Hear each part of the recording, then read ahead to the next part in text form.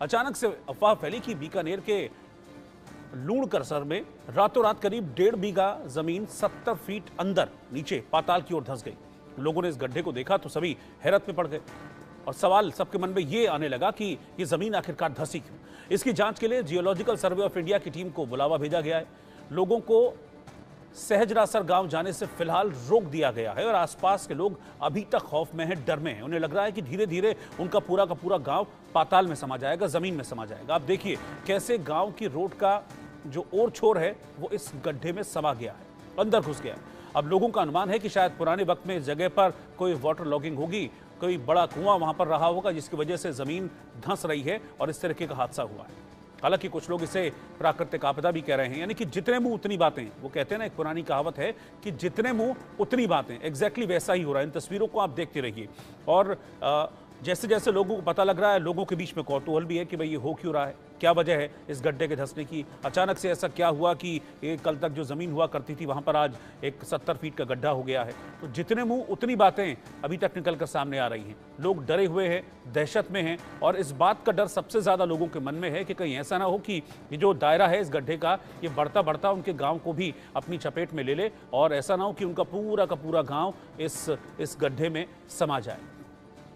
वहीं कई लोग ऐसे हैं जो इसे दैवीय आपदा भी मान रहे हैं, इसे देवी का प्रकोप कह रहे हैं। यहाँ पुरानी सभ्यताएं भी खुदाई में निकलती रही हैं। क्या यहाँ भी किसी सभ्यता के अवशेष मिलेंगे या फिर प्राकृतिक गैस का भंडार है? सबके अपने अपने तर्क हैं, अपने अपने सवाल हैं, लेकिन पुख्ता तरीके से अभी तक कोई भी किसी नतीजे पर नहीं पहुंच पाया कि ये हो क्यों रहा है। अब वैज्ञानिक कारण तो जांच के बाद ही पता चलेगा। इधर लूणकरसर के एक सामाजिक कार्यकर्ता श्रेयांश बैद ने इस मामले को लेकर प्रधानमंत्री मोदी को भी एक पत्र भेजा है और इसकी वैज्ञानिक तरीके से जांच करवाने की मांग की गई है। उनका कहना है कि यह प्राकृतिक आपदा है जिसकी जांच होनी चाहिए ताकि आने वाले वक्त में किसी बड़े हादसे से बचा जा सके। फिलहाल रेगिस्तानी इलाके में जमीन धंसने की इस घटना से लोग कौतूहल में भी हैं, डरे हुए भी हैं और कई लोग हैं जो यहां पहुंचकर रील भी बना रहे हैं। अब इस गड्ढे के धंसने का सच क्या है ये जानना बहुत जरूरी है, इसीलिए इंडिया न्यूज ने इसकी पड़ताल की और उस पड़ताल के बाद क्या निकल कर आया वो मैं आपको आगे बताता हूं। तो राजस्थान में पाताल का द्वार बन गया है। ये खबर राइट है या रॉन्ग, यानी कि सही है या गलत, इसकी पड़ताल की हमारी सहयोगी बीकानेर संवाददाता भवानी जोशी ने। उनकी रिपोर्ट आप देखिए, तब पता चलेगा कि उन्होंने एग्जैक्टली वहां पाया क्या, किस वजह से यह गड्ढा हुआ है। गड्ढा जो है पहली बार नहीं बना, पूर्व में बीकानेर जिले के नापासर इलाके में भी इस तरह से गड्ढा हो गया। इससे इस गड्ढे को सिंक होल कहा जाता है। सिंक होल इसके बारे में ये कहा जा रहा है कि सिंक होल वो है जो पानी का ठहराव अधिक हो और नीचे कंक्रीट हो तो ये पानी धीरे धीरे रिसता जाता है, जिसके कारण इस तरह से घटना हो जाती है।